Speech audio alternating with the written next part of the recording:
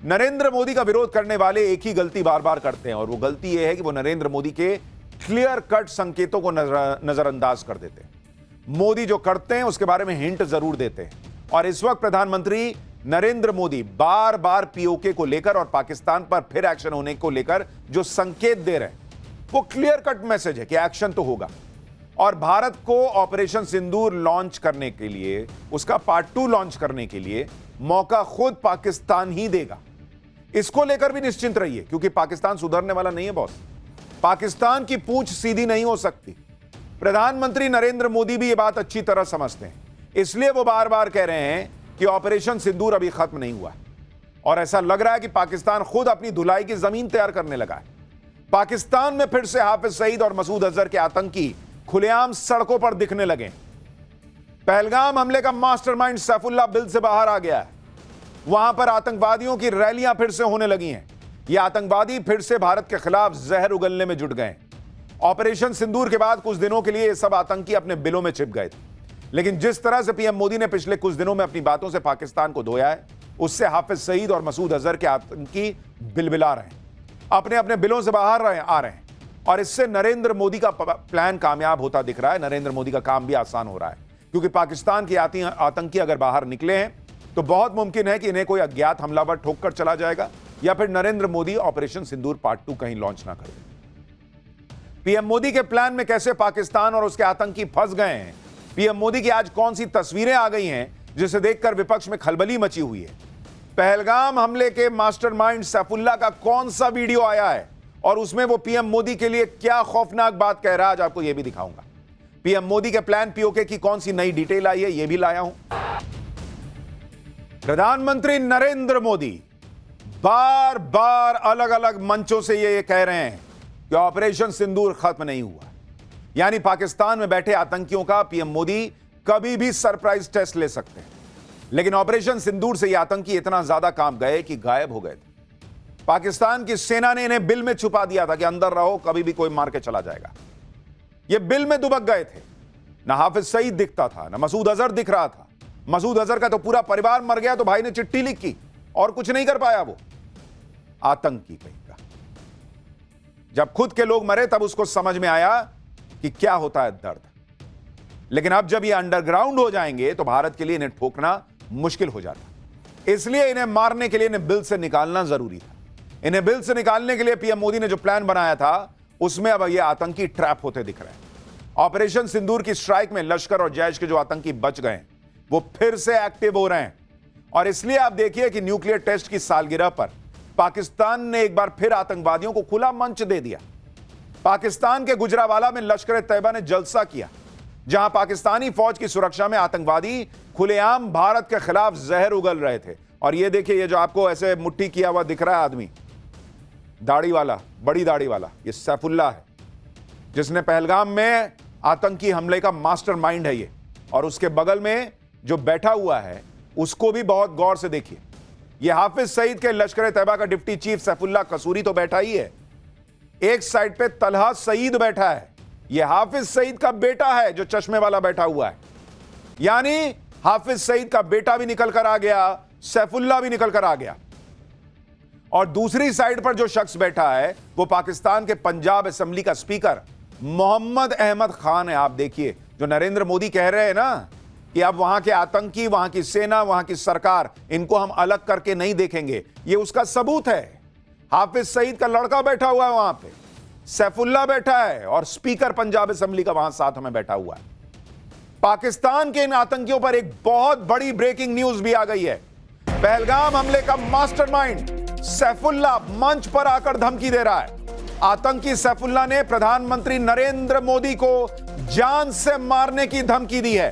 पाकिस्तान में खुलेआम रैली करके आतंकी सैफुल्लाह प्रधानमंत्री मोदी को धमकी दे रहा है।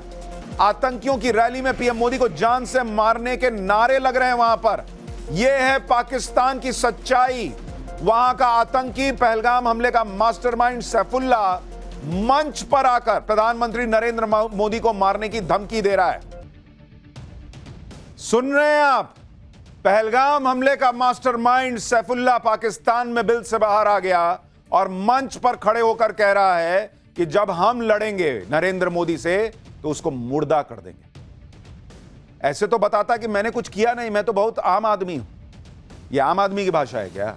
यह एनजीओ चलाने वाले की भाषा है क्या?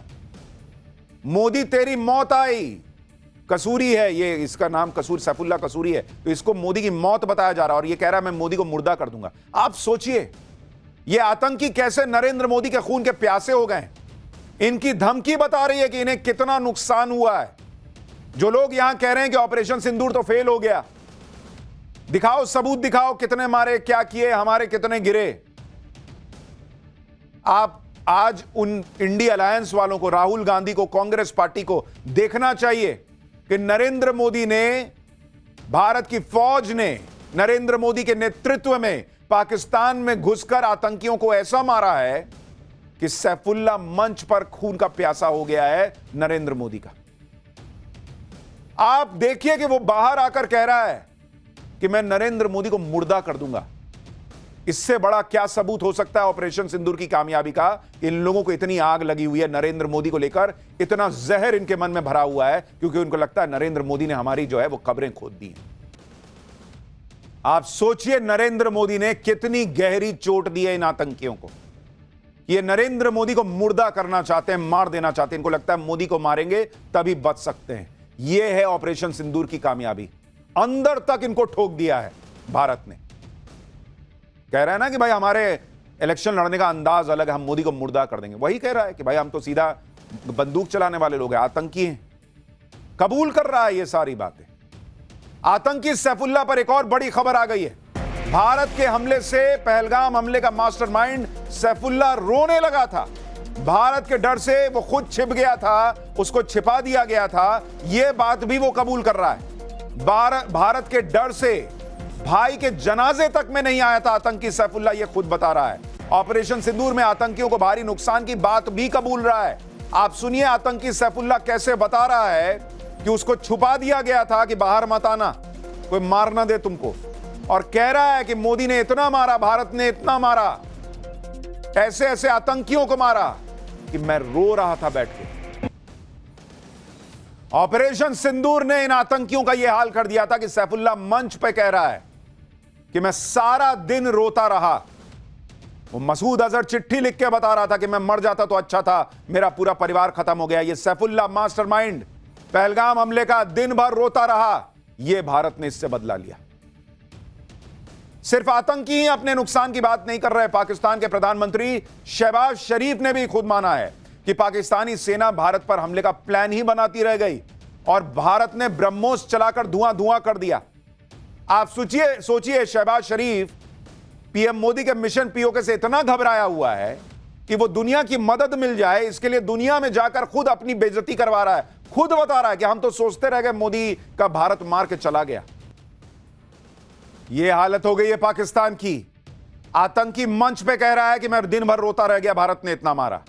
पाकिस्तान का पीएम दुनिया के सामने खड़ा होकर कह रहा है कि हम तो सोच रहे थे भारत पर हमला करेंगे, उसके पहले भारत मार के चला गया। भाई बहुत मारा, ब्रह्मोस से मार दिया, हमारा एयरपोर्ट उड़ा दिया, हमारा एयरबेस उड़ा दिया। खुद बोल रहा है भाई प्रधानमंत्री। शहबाज शरीफ का दिल ही जानता है कि कैसे भारत ने पाकिस्तान को ठोका था। आतंकियों को रोते हुए आपने सुनी लिया। और आप सोचिए इतना होने के बावजूद हमारे यहां कुछ लोग सबूत मांग रहे हैं, ऑपरेशन सिंदूर को फेल बता रहे हैं। बॉस कैसे लोग हैं ये लोग भाई। पाकिस्तान के आतंकी दुनिया को बता रहे हैं कि भारत ने जबरदस्त धुलाई की है। हमारे यहां कुछ लोगों को सबूत चाहिए। ऐसी धुलाई की खुद सैफुल्ला जैसा आतंकवादी डर के मारे छिप गया था, अब बाहर आया है तो मुनीर की तरफ फर्जी हेकड़ी दिखा रहा है। आतंकी सैफुल्ला ने भगवान राम और पीएम मोदी का नाम लेकर क्या कहा है? क्यों उस दिन धर्म पूछ के ही मारा था ना। इसके दिमाग में अभी भी धर्म का जहर भरा हुआ है। इस पूरे मामले में भी यह अल्लाह और राम कर रहा है कि हमारे अल्लाह ने तो हमारी मदद कर दी, तुम्हारे राम ने तुम्हारी मदद की कि नहीं की? और कहता है कि नहीं की। तुम्हारे रब ने क्या किया? पाकिस्तान के एयरबेसेस देखो, उनको भी मंजूर नहीं जो तुम करते हो। मसूद अजहर का परिवार जो है वो सफाया नहीं हो जाता अगर रब तुम्हारे साथ होता। तुम्हारे आतंकी ठिकाने तबाह नहीं होते अगर रब तुम्हारे साथ होता। पाकिस्तान इस तरह से धुआं धुआं नहीं होता अगर तुम्हारा रब तुम्हारे साथ होता।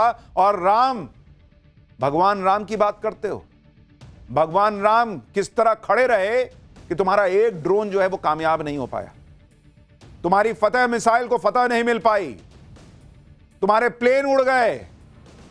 क्या बात करते हो, भगवान किसके साथ है दिख नहीं रहा है तुमको? लेकिन ब्रेन वॉश करना है, झूठ बोलो। सेना झूठ, प्रधानमंत्री झूठ, आतंकी झूठ, पूरा देश ही झूठ की बुनियाद पर खड़ा है। यह पाकिस्तान आतंकी सैफुल्लाह वही बातें कर रहा है जो बातें पहलगाम हमले से पहले पाकिस्तान के आर्मी चीफ असीम मुनीर ने की थी। असीम मुनीर के भड़काने के बाद कुछ ही दिन में पहलगाम अटैक हो गया था। अब खुद पाकिस्तान के आतंकी भी इस सच को खुलेआम कबूल रहे हैं कि पाकिस्तान में सरकार, फौज और आतंकवादियों के बीच बहुत गहरा रिश्ता और भाईचारा है।